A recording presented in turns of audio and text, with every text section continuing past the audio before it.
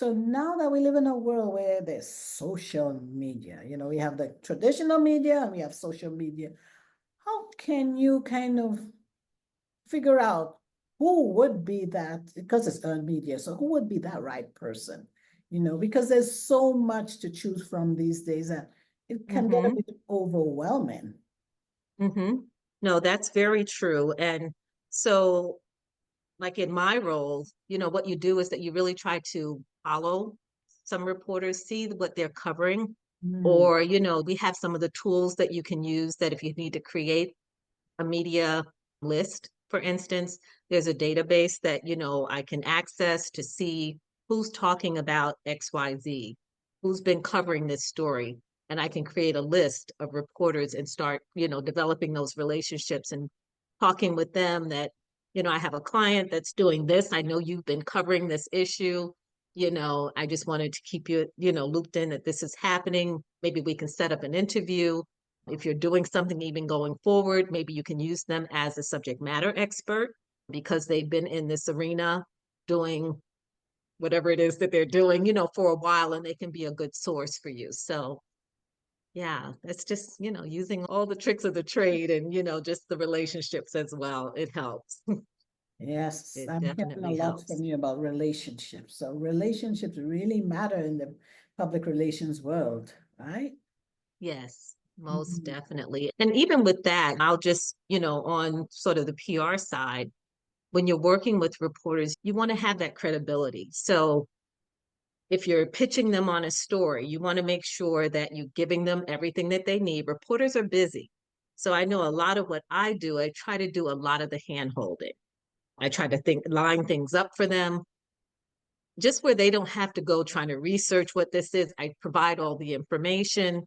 You try to make their jobs as easy as possible because they're busy and they're getting pitched all the time. People are always reaching out to cover this, cover that.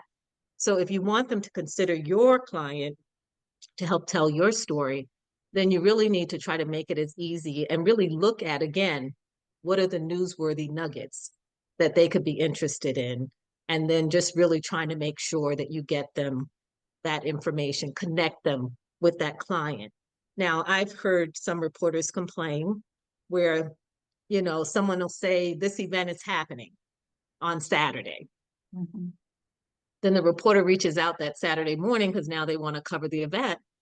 And the media contact person is not available. They're not answering the phone or they're not, and that's not a good thing. So, you just want to make sure you're always accessible and that you're there to provide the information that that you say you're going to provide that will help them tell the story to their audience.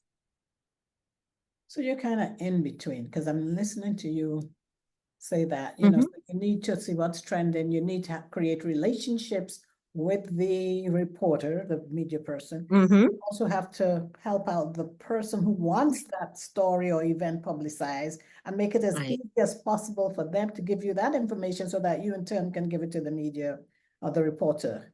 So that You hit the nail right on the head. That's exactly right.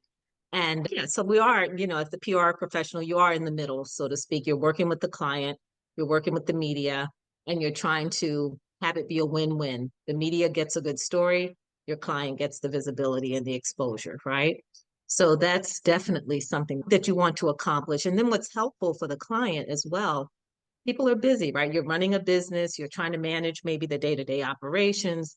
So when your client knows that they can trust you to kind of take this, keep our messaging out there, help with our, reputation management, our credibility, if there's a crisis, step in and help manage that crisis, provide media coaching. So a lot of times when clients are ready to do interviews, sometimes it's just giving them a little coaching on what to expect, the questions they may be asked, how they should respond, how much time they have. So that means you can't just stay on one answer, especially if you have more things that you want to talk about.